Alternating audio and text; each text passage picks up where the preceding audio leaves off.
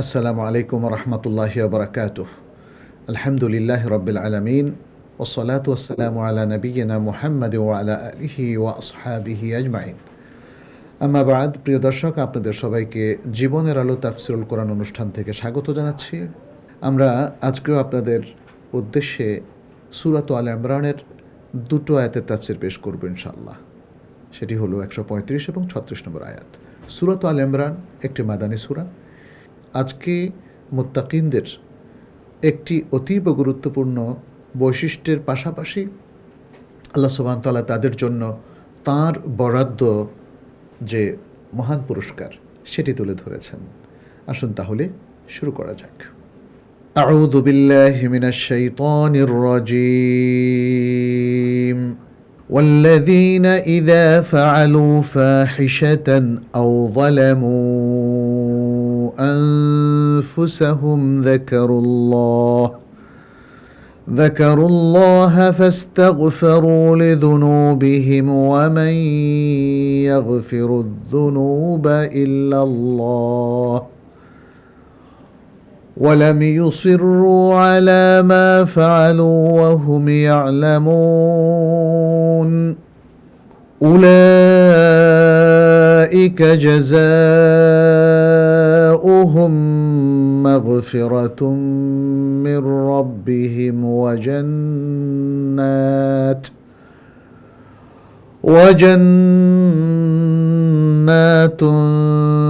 تجري من تحتها الأنهار خالدين فيها ونعم أجر العاملين।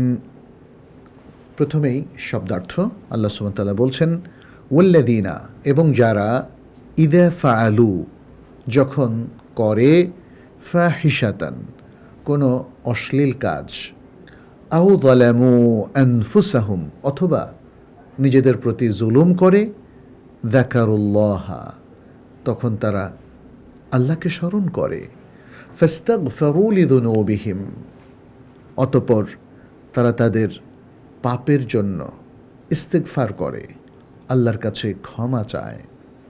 ওয়ামান ইয়াগফিরু, আর কে ক্ষমা করবে, আয-যুনুবা, পাপসমূহ, ইল্লাল্লাহ, আল্লাহ ছাড়া। ওয়ালাম ইউসিররু, এবং তারা পুনরায় করতে থাকে না, আলা মা ফাআলু, সেই কাজ যা তারা করে ফেলে, ওয়াহুম ইয়ালামুন, জেনে শুনে। উলাইকা, তারা, জাযাউহুম, তাদের পুরস্কার, মাগফিরাতুম মির রাব্বিহিম, তাদের রবের কাছ থেকে মাগফিরাত এবং ক্ষমা, ও জান্নাতুন, এবং এমন জান্নাত, তাজরি, প্রবাহিত হতে থাকে, মিন তাহতিহা, যার নিচ দিয়ে, আল আনহারু, নহরসমূহ, খালিদিনা ফিহা, তারা সেখানে চিরস্থায়ী হবে। ওয়া নি'মা, আর কতই না উত্তম, আজরুল আমিলিন, এ সকল আমলকারীদের পুরস্কার। এবারে আমরা সরল অর্থানুবাদ পেশ করছি। আল্লাহ সুবহানাহু ওয়া তাআলা বলছেন, আর যারা যখন কোনো অশ্লীল কাজ করে ফেলে অথবা নিজেদের উপর জুলুম করে ফেলে, আল্লাহকে স্মরণ করে এবং আল্লাহর কাছে পাপ রাশির জন্য ক্ষমা চায়। আর আল্লাহ ছাড়া কে পাপসমূহ ক্ষমা করতে পারেন? এবং তারা যা করে ফেলেছে তা জেনে শুনে পুনরায় করতে থাকে না, তাদের পুরস্কার তাদের রবের পক্ষ থেকে মাগফিরাত এবং এমন জান্নাতসমূহ যার তলদেশ দিয়ে নহরসমূহ প্রবাহিত হতে থাকবে, তারা সেখানে চিরস্থায়ী হবে। আর আমলকারীদের পুরস্কার কতই না উত্তম। প্রিয় দর্শক, যেমনটি আমরা বলছিলাম যে দুটো আয়াতে আল্লাহ সুবহানাহু ওয়া তাআলা মুত্তাকিনদের অত্যন্ত গুরুত্বপূর্ণ চমৎকার বৈশিষ্ট্য তুলে ধরেছেন এবং তার পাশাপাশি এই বৈশিষ্ট্যগুলোর আলোকে জীবন পরিচালনা করার পরে তারা আল্লাহর কাছে কি মহান পুরস্কার পাবেন সেটাও সংক্ষিপ্তভাবে এখানে আলোচনা করেছেন। তাহলে আমরা আমাদের আগের পর্বের আয়াতের সাথে এর যে সুন্দর সঙ্গতি সেটা নিয়ে একটু আলোচনা করি। আগের আয়াতগুলোতে আল্লাহ সুবহানাহু ওয়া তাআলা মুত্তাকিনদের জন্য কিছু নির্দেশনা দিয়েছেন, তারপরে তাদের গুরুত্বপূর্ণ কয়েকটা বৈশিষ্ট্য তুলে ধরেছেন। আর এই আয়াতে এসে সে একই ধারাবাহিকতায় আরেকটি অতীব চমৎকার বৈশিষ্ট্য তুলে ধরলেন। ফলে আয়াতগুলো পরস্পর একই সূত্রে গ্রথিত, একই আলোচনার ধারাবাহিকতা রক্ষা করছে। এখানে আল্লাহ সুবহানাহু ওয়া তাআলা তাদের শেষ বৈশিষ্ট্যটা আলোচনা করে তারপরে তাদের পুরস্কার যে জান্নাত হবে এবং সেগুলো যে নয়নাভিরাম জান্নাত সেটা তুলে ধরলেন। তাহলে আসুন আমরা একটু বিস্তারিতভাবে আলোচনা করি যে যে বৈশিষ্ট্যের কথা আমরা বারবার বললাম, অতি গুরুত্বপূর্ণ বৈশিষ্ট্য, সেটা কি। আল্লাহ সুবহানাহু ওয়া তাআলা তিনি তো আমাদের মানব জাতির বৈশিষ্ট্য তিনি সৃষ্টি করেছেন। তিনি জানেন যে আমরা সবসময় ভালো থাকতে পারি না, ভুল ক্রমে হোক, ইচ্ছায় হোক, অনিচ্ছায় হোক, খারাপ কিছু করে ফেলি। তাহলে এর মধ্যে মুত্তাকিকে, মুত্তাকি হচ্ছে সেই ব্যক্তিরা যারা এই ভালো কাজগুলো করার ফাঁকে যদি মন্দ কোনো কাজ করে ফেলে সেটার উপরে তারা জেদ করে না, সেটাকে পুনরায় বারবার করে না, বরং তা থেকে নিজেদের মুক্তির জন্য সর্বাত্মক চেষ্টা করে। যেমনটা আল্লাহ সুবহানাহু ওয়া তাআলা বলেছেন, উল্লাযীনা ইযা ফাআলু ফাহিশাতান আও যালামু আনফুসাহুম। দুটো জিনিস, যখন তারা কোনো ফাহিশা কাজ করে ফেলে, এই ফাহিশা কাজটা হচ্ছে মুনকার কাজ, অন্যায় কাজ, অশ্লীল কাজ, মন্দ কাজ। এরকম ফাহিশা বলতে আরও যা কিছু বোঝানো হয় সব কিছু এখানে অন্তর্ভুক্ত। এরকম কোনো কাজ যদি তারা করে ফেলে অথবা নিজেদের উপর জুলুম করে ফেলে। নিজেদের উপর জুলুম করে কখন? যখন সে খারাপ কাজে লিপ্ত হয়, এমন কাজ যা তার জন্য অথবা জাতির জন্য কল্যাণ নিয়ে আসে না। সে সুনীতির পরিবর্তে দুর্নীতির কাজে লিপ্ত হয়, সে পাপের কাজে লিপ্ত হয়, সে যে কাজ আল্লাহ এবং তো রাসূল সাল্লাল্লাহু আলাইহি ওয়াসাল্লাম নিষেধ করেছেন এমন কোনো কাজে লিপ্ত হয়। এই লিপ্ত হওয়ার মধ্য দিয়ে সে নিজের উপর জুলুম করে। তাহলে অবস্থা হলো দুটো, সরাসরি যে কোনো খারাপ কাজ করা অথবা নিজের উপর জুলুম হয়ে যায়, অর্থাৎ পরিণতিতে সে নিজে ক্ষতিগ্রস্ত হয়, এমন যদি কাজ করে ফেলে তাহলে তার বৈশিষ্ট্যটা কি? সে আল্লাহকে স্মরণ করে ফেলে। যাকারুল্লাহ, তার প্রথম কাজ হচ্ছে আল্লাহকে স্মরণ করা, কারণ আল্লাহকে স্মরণ না করলে তো আল্লাহর দিকে ফেরার কোনো সুযোগ নাই। তাহলে সে ভাবে আল্লাহ আমি কি করছি, তাই না? আলহামদুলিল্লাহ আমাদের মধ্যে অনেক ভাই বোনেরা আছেন যারা কোনো খারাপ কাজে লিপ্ত হওয়ার সাথে সাথে আল্লাহকে স্মরণ করেন। হ্যাঁ, মনে করেন যে আল্লাহ আমি এটা কী করছি, আল্লাহ তুমি আমাকে রক্ষা করো, আল্লাহ আমাকে মাফ করে দাও। হ্যাঁ, এভাবে এটাই এখানে আল্লাহ উল্লেখ করেছেন, যাকারুল্লাহ, আল্লাহকে স্মরণ করে। তারপরেও তার কিছু কাজ আছে, কারণ আল্লাহকে স্মরণ করে চুপ করে বসে থাকা তো আসলে বাঞ্ছনীয় নয়। কি করে তারা? ফাস্তাগফারু লিযুনুবিহিম, তারা তাদের পাপের জন্য অনুতপ্ত হয়, আল্লাহর কাছে ইস্তেগফার করে, তওবা করে। তাহলে এই যে ফাস্তাগফারু লিযুনুবিহিম, এর মধ্যে তওবা, ইস্তেগফার, অনুতপ্ত হওয়া সব কিছু কিন্তু সুপ্ত রয়েছে। অর্থটা স্মরণের কনসিকুয়েন্স হচ্ছে ইস্তেগফার, ইস্তেগফারের কনসিকুয়েন্স হচ্ছে তওবা। স্মরণ করলেই মানুষ আল্লাহর কাছে ক্ষমা চায়, ক্ষমা চাইলেই তার মধ্যে অনুতাপটা আসে এবং পরবর্তীতে তওবার যে শর্তগুলো আছে সেগুলো সে পূরণ করতে পারে। তওবার কি শর্ত? তওবার শর্ত হচ্ছে অনুতপ্ত হওয়া, যে কাজটা সে এতদিন যাবৎ করে এসছে যে পাপটা, সেটা থেকে ইনস্ট্যান্টলি এখনই বিরত হওয়া এবং আল্লাহর কাছে এই ওয়াদা করা, প্রতিশ্রুতি দেওয়া যে আল্লাহ আমি আর কখনো এটা করব না। আর বান্দার হকের সাথে যদি রিলেটেড হয় তাহলে বান্দার হকটা পূরণ করে দেওয়া অথবা তার কাছ থেকে ক্ষমা চেয়ে নেওয়া। তাহলে এই যে ইস্তেগফার, ইস্তেগফার তওবাকেও এখানে অন্তর্ভুক্ত করেছে। তওবা ছাড়া ইস্তেগফার কখনো সুসম্পন্ন হয় না। ফলে তারা যে তাদের পাপের জন্য আল্লাহর কাছে ক্ষমা চাইছে, সেই পাপকে তারা সাথে সাথে বর্জন করে দিচ্ছে। আর আল্লাহ ছাড়া তো কেউ ক্ষমা করতে পারেন না, এটা আল্লাহ তাআলা কোট করে দিয়েছেন আমাদের মাইন্ডসেটের জন্যে, আমাদের মাথায় এটা সার্বক্ষণিকভাবে সেট করে ফেলার জন্য যে আল্লাহ ছাড়া আর কেউ ক্ষমা করতে পারেন না।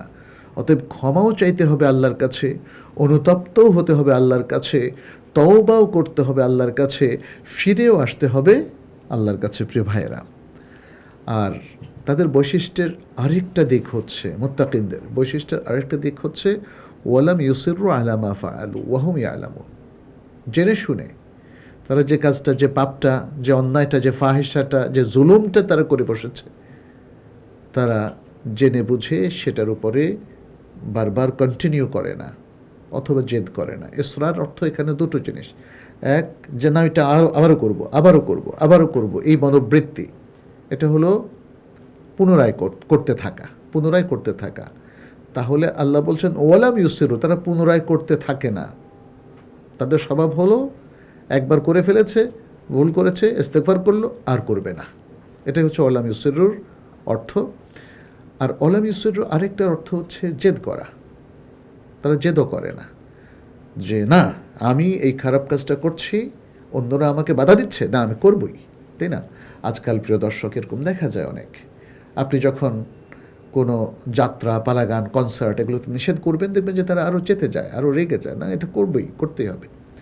যখন কোনো অন্যায়কারীকে অন্যায় থেকে নিষেধ করছেন, তার জেদ চেপে যায় এবং সে বলে না আমি আরও করব, আরও করব। তাইলে জেদের সাথে আরও করার একটা সম্পর্ক আছে। তাহলে ইসরার যেটা, সেটা হচ্ছে জেদ করা এবং কন্টিনিউ করা।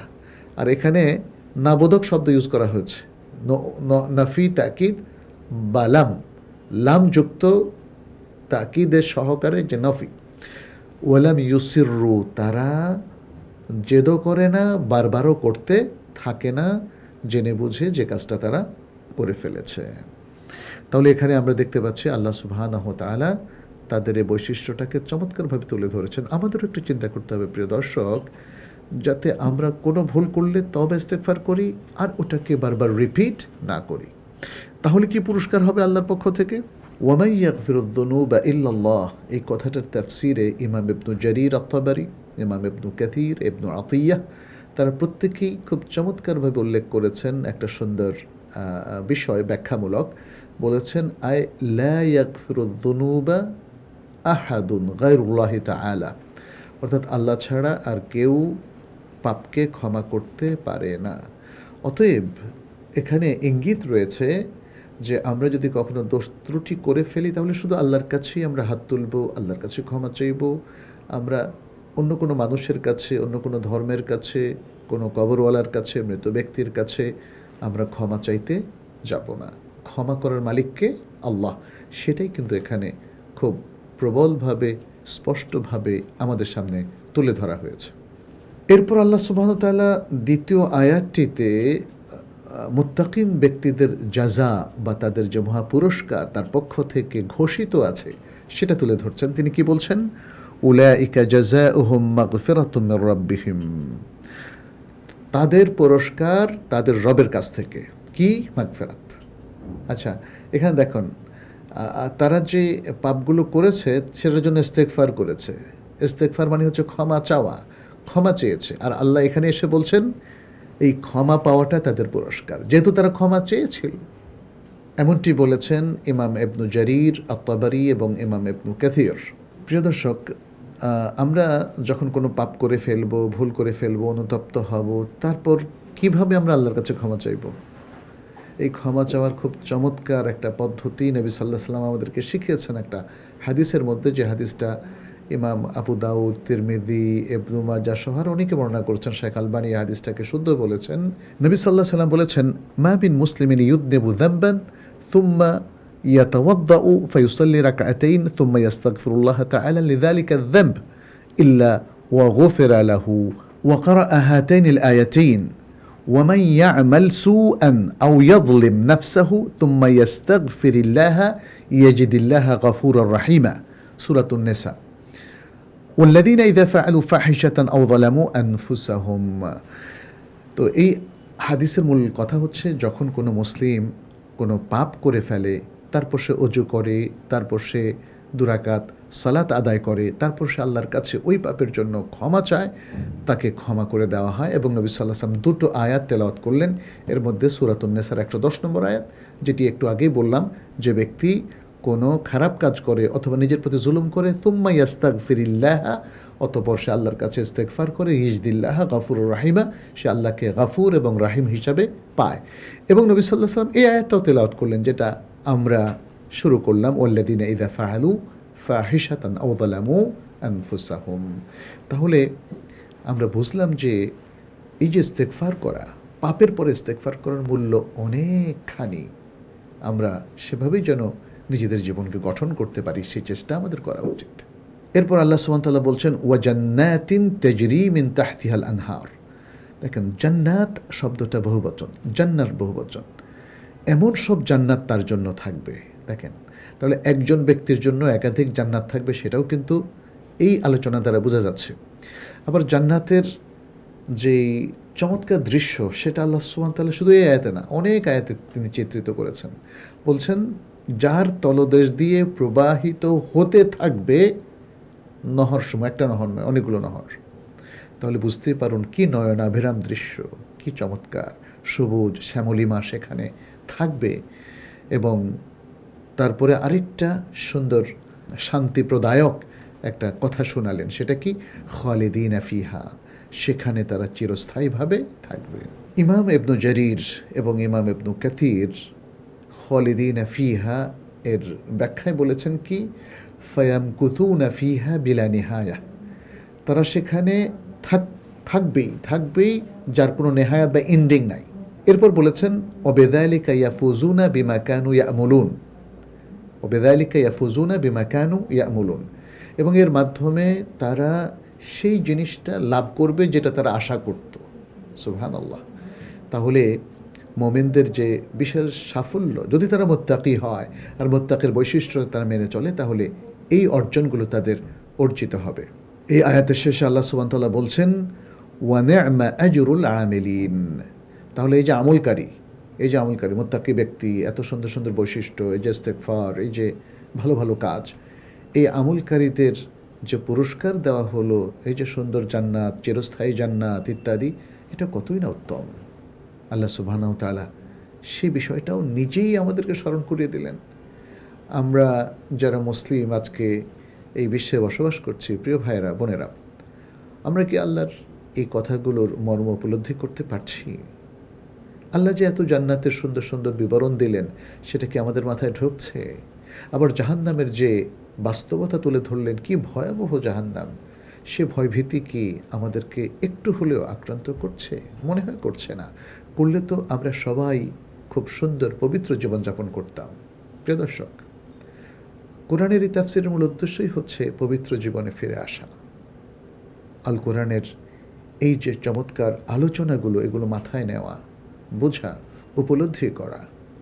আজকের এই যে দুটো আয়াতের আলোচনা আপনাদের সামনে পেশ করলাম, আসুন এর শিক্ষাগুলো নিয়ে একটু ভাবি। কি শিক্ষা আমরা অর্জন করলাম, তাই না?